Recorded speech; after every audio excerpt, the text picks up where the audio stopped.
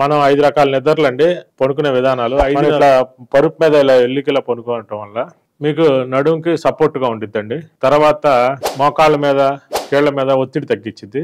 కానీ కన్వీనెంట్గా పడుకోవాలంటే మాత్రం పక్క నిద్ర అంటే పక్కకు తిరిగి పడుకోవటం అనేది.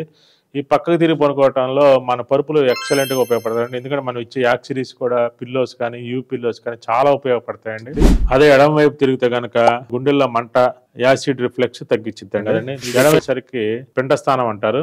ఇది కూడా గొరక తగ్గిద్ది. ప్రెగ్నెంట్ లేడీస్ కూడా బాగా ఉపయోగపడుద్దండి. దీనికి కూడా యూపీలో యూజ్ చేసుకునే వాళ్ళకి కూడా చాలా ఉపయోగపడుద్ది. 2 నిద్రలు వరస్ట్ నిద్రలు అండి.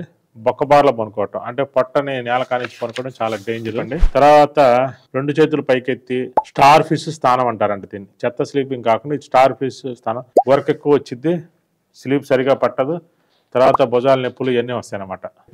ఈ 5 రకాల నిద్రలో ఈ 3 రకాల నిద్రలు పర్వాలేదు, 2 రకాలను అవాయిడ్ చేసేసేయండి.